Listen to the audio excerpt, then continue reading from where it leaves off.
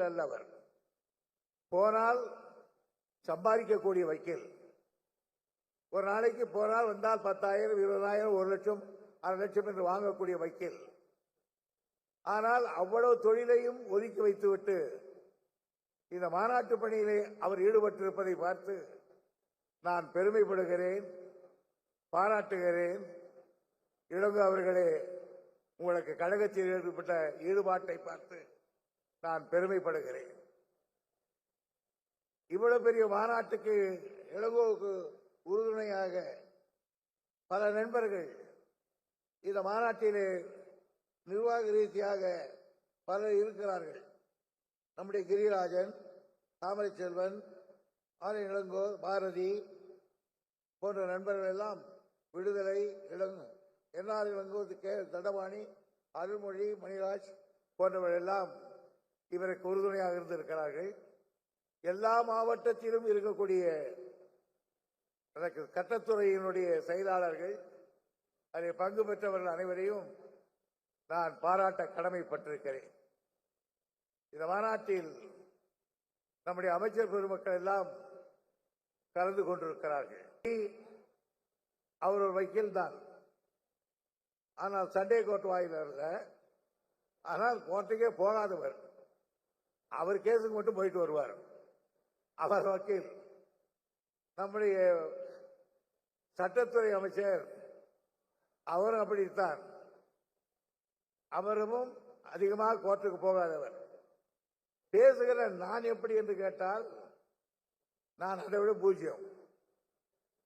முதலாக நான் வக்கீலாகி பெரிய கோட்டெல்லாம் தச்சு போட்டு பெரிய பல்கி வாலா மாதிரி முதல் நாளே போறேன். என்னுடைய சீனியர் ஜி ராமசாமி அவர்கள் உடனே சொன்னார், யோ வாயா, உங்க கோர்ட்டுக்கு போலாம்னு சொன்னார். எந்த கோர்ட்டுக்கு சார்ன்னு கேட்டேன். கோகுலகிருஷ்ணன் கோர்ட்டுக்குன்னார். உடனே கோகுலகிருஷ்ணன் கோர்ட்டு போய் உட்கார்ந்தோம். நான் அப்படியே பிரமாதமா உட்காந்துருந்தேன். என்னை பார்த்தார் அவர்.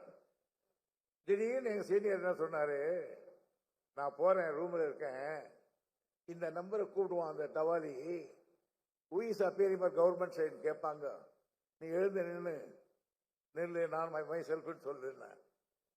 அடுத்து ஒரு கேள்வி கேட்பாங்க, you are appearing government side, yes, what is opinion அப்படி கேட்பாங்க. நோ அப்ஜெக்ஷன் அப்படின்னு சொல்லிட்டு வந்துருந்தேன். சார், தலைக்காலம் தெரியாம அப்ஜெக்ஷன் சொல்றீங்களே, எதாவது மாட்டிக்கிட்டா என்ன சார் பண்றது? என்ன அதெல்லாம் கிடையாது, அப்ஜெக்ஷன் தான், அவ்வளவுதான்.